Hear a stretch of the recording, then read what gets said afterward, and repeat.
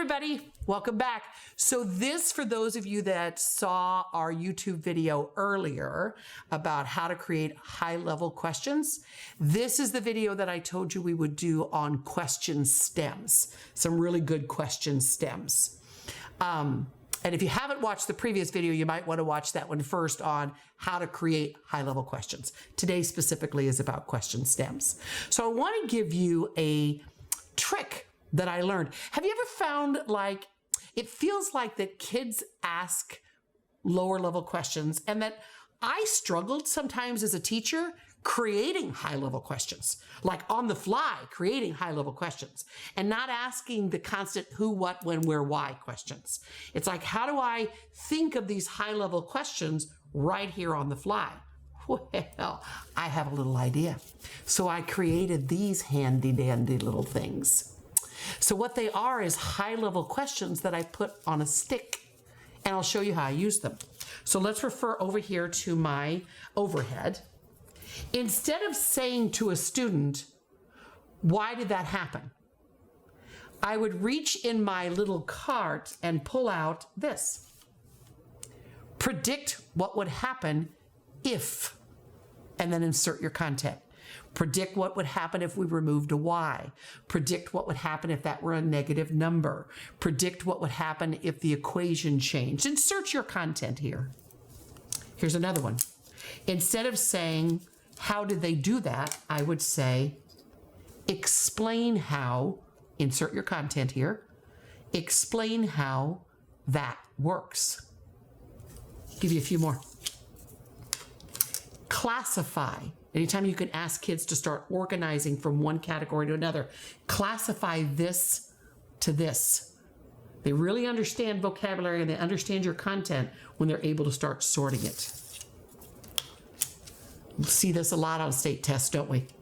Use this table or graph to determine, insert your content here. This is, matter of fact, a question right off of our local assessment.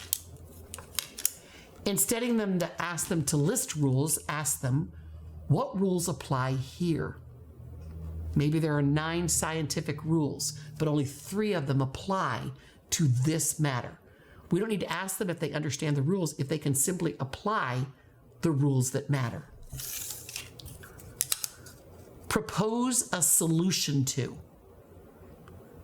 Instead of saying, why didn't she do that? Or how did she do that? Say, propose a solution to that incident. This is a great one when you've got rules. Rules that this works this way and this works that way. Apply the rule of to. An application, higher level thinking. What was the point of view? What was the author's point of view? What was the narrator's point of view? What was this character's point of view? What was the point of view of the observer? What was the point of view of the reader? It really is taking the same content, but asking them to really apply things. I love this question. Hypothesize. What would happen if? When I taught Romeo and Juliet, I used this one often and said, hypothesize what would have happened if they hadn't been found.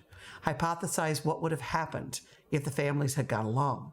Hypothesize what had happened if one died before the other.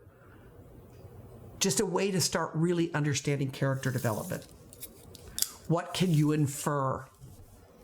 What can you infer? What evidence from the text can you find that, et cetera, et cetera, et cetera? Asking them to support their argument.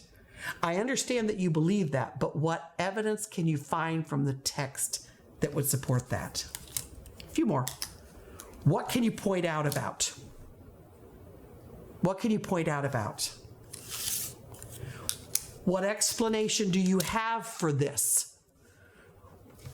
Great in a science classroom, when they see an experiment happen, before you tell them what happened, you ask them, what explanation can you give me for why that happened? And one more. What's the function of?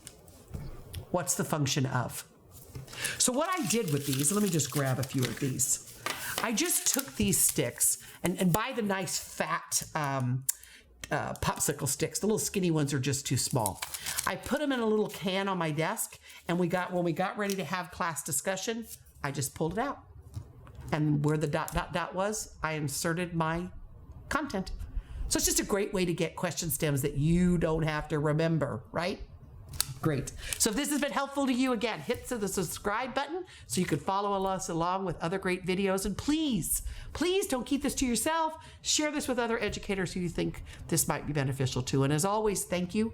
And thank you for the difference you're making in lives of kids each and every day. Have a good day.